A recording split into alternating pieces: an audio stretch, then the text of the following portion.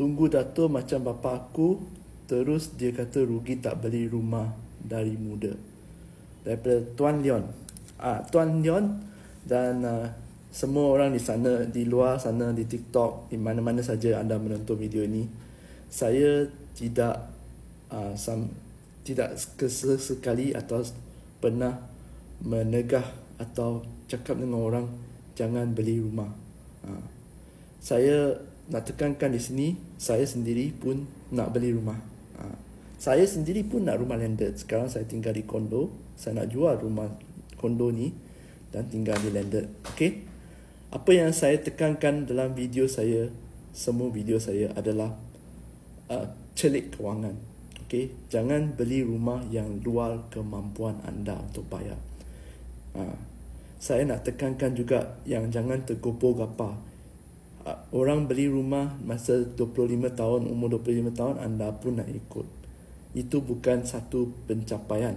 Dalam era media sosial ni, senang untuk kita banding-bandingkan dengan orang lain. Kita ikut cara kita. Kita ikut pelan kita. Kita ikut matlamat hidup kita. Kerana setiap orang berbeza. Ada yang datang daripada keluarga kaya. Tak perlu buat apa-apa pun. Rumah dah diberi kepada mereka. Ada yang datang daripada keluarga yang miskin. Kena sara adik-beradik dulu. Kena tolong mak ayah. Dah muda-muda lagi keluar kerja.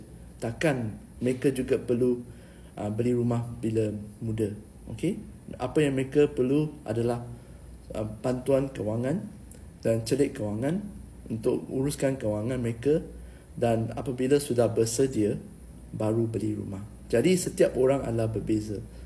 Kadang-kadang ada yang rumah flat saja dah cukup. Ada yang mati-mati nak rumah landed.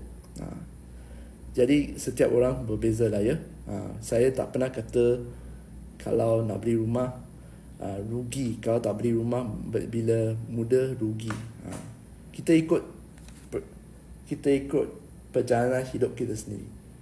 Tak payah ambil pot orang lain. Jaga diri sendiri ya.